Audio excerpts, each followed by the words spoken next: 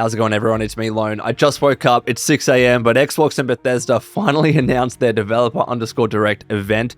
Jez Corden was absolutely right. Every time I talk about this man being incredible, he keeps proving himself. He was right about the name of the event, the date of the event, the games that would be shown at the event, and yes, even the bit that he was unsure on, he was correct about Starfield missing the event, but there is a silver lining about that fact because Starfield is going to be getting its own standalone show. We're going to talk about it in today's video. If you enjoyed this video, please like it. I would really appreciate it. Subscribe if you're new. But let's take a look at what Bethesda tweeted out today. Xbox tweeted out a bunch of stuff as well, but I want to focus on the Bethesda side.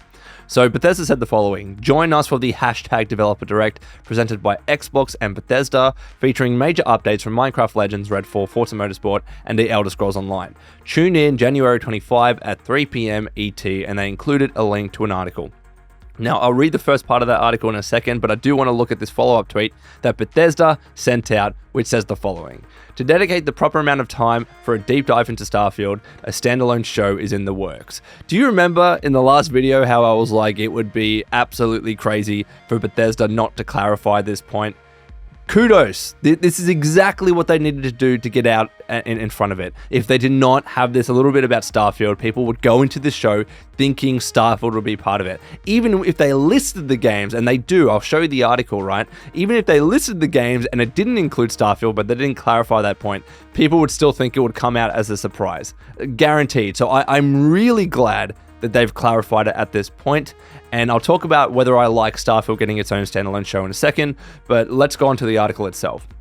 So the article, linked in the description below, says the following: Xbox and Bethesda will present a developer direct on Wednesday, January 25, providing fans with an inside look at some of the games coming to Xbox, PC, and Game Pass over the next few months, presented by game creators themselves from studios including Arcade Austin, Mojang Studios, Turn 10 Studios, and ZeniMax Online Studios. The developer_direct will focus on big features, extended gameplay showcases, and release dates for Xbox games launching in the next few months, including The Elder Scrolls Online, Forza Motorsport, Minecraft Legends, and Redfall. To dedicate the proper amount of time for a deep dive into Bethesda Game Studios to Starfield, blah blah blah, standalone shows in the works. We know that. That's exactly what they tweeted out. But I'm glad that they tweeted it out because it makes it a little bit more explicit, and for people that didn't click through the article, they can actually see that point. And then for the rest of the article, they kind of go into detail about, or at least a top line overview about what's going to be announced generally. Elder Scrolls Online, as we know, it always gets its chapter reveal around this time of the year. In fact, directly after the show, they're going to be doing their full proper SO chapter reveal event that they always do. So if you're interested in that, you're interested in the Elder Scrolls Online, you just stay tuned and you'll watch that event. Forza Motorsport, Minecraft Legends, games that I'm not too personally invested in, but we're going to get more information about that.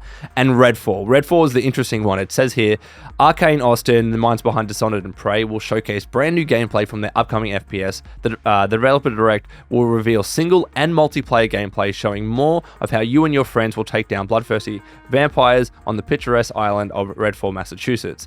Fans can expect to learn more about combat, customization, bosses, the open world, and more. Stay tuned to the channels, blah, blah, blah. So, yes, it is good that we're going to see all of this finally for Redfall, like actually really learn about the game and understand it. As I said before, there was an interview the other day, kind of just clarifying what Redfall is actually going to be about. I think there's a lot of questions about what Redfall is because we haven't been told yet, right? We're only going off what we can see. And for what we can see in the trailers, it kind of looks like Left 4 Dead and Back 4 Blood. But when he came out and say, no, it's not that, and now we're going to actually see the full proper reveal with the release date, with the customization, the combat, the gameplay, we're actually going to finally properly understand what Redfall is and what it's going to be offering. So I really do like that, and I want to touch on the point as well. It does say that this showcases showing games and release dates for games launching in the next few months, and Redfall is part of that list. So I think if Jez Corden was right about this, he was right about the name, the date, that Starfield was going to missing out on the show, everything about this event. He also said, remember, that Redfall's release date was being pushed back to May. So I think May is probably solid for the release date of Redfall, especially if we're getting Elder Scrolls Online, Forza Motorsport, and Minecraft Legends before that, right? And he's credible in this regard. So I think Redfall is going to be in May. It might potentially be earlier than that, but the next few months, May seems to fall in line. So yeah, I think that's when Redfall is coming. But let's talk about Starfield. First of all, I saw people that were upset that Starfield's simply not going to be part of this show. And again, it makes sense if you were to have a developer direct for games being released soon. A lot of people just assume that Starfield would be a part of the show. I assume that Starfield would be part of the show. And people are upset about that fact. I understand. On paper, though, I do like the idea of Starfield getting its own dedicated event. Does it suck that we're not seeing it this month and we're going to have to wait a little bit longer? Yes, of course. It always sucks. Like, we all want to hear more about Starfield, and to having to keep waiting, weeks and months, it's not nice. But I think it's the right call for Starfield to get its own developer direct, and here's why. One, it allows ESO, Forza, Minecraft, and Redfall to get more attention, to get more of the spotlight, to have more of a focus be placed on them with their own kind of grouped together show. I think that's the correct call when it comes to those games. Because as I said in my last video, you put Starfield in the mix there as part of the same show, it is getting all the attention, right? And then let's say you do this big Starfield reveal, and like ESO fans are waiting for the ESO chapter reveal event, and then that happens after it. It just doesn't work as well, right? But then two, I think even more importantly, Starfield getting its own dedicated show means we can also focus on Starfield. We can see its gameplay in full. We can see what the story is. Like, I guarantee Bethesda Game Studios are cooking up something big for this event. They're going to have a huge reveal. I'm anticipating something like 30 minutes at least, maybe an hour. We'll see. But I like the idea that Todd and the team are going to be able to focus on that game, really show us everything, and then eventually tell us the release date. And I wanted to touch on the whole release date because Redfall is in the next few months, probably May, again, if you believe Jez Corden, and I think we will. I think it's almost certain that we're seeing Starfield after Redfall, right? If Redfall is getting a reveal now, it's getting its release date now, and all this gameplay and content now, and it's coming out in the next few months, and Starfield isn't getting that yet, then surely Starfield has to be after Redfall. I think it is. I don't think it's only right to say that. And I wanted to clarify the point in my previous video that I made, because I think I didn't make it that well at all. But I think the previous rumors were that Redfall was going to be releasing in late March or in April, right? And as Xbox said, Matt Booty said, Starfield was going to be after that. So let's say it was May, hypothetically. If Redfall was being delayed to May, I thought that it didn't make sense that suddenly Starfield could release in March or April, because it was always intended to be after Redfall, specifically in May, if Redfall's release date was going to be in April, right? I just didn't see how that made sense, that suddenly BGS were ahead a month in development purely because Redfall had to be delayed. That's what didn't make sense to me.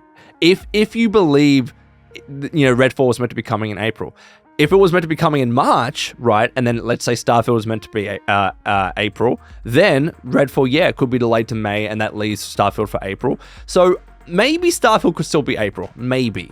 It depends, really. Let's see when Redfall is going to be released. Like, if they come out and say, hey, Redfall is actually March, then possibly, because that's still the next few months, then possibly Starfield could be April, right? I think April, if it was going to be earlier, is more of a safe bet than March, because March just seems way too soon.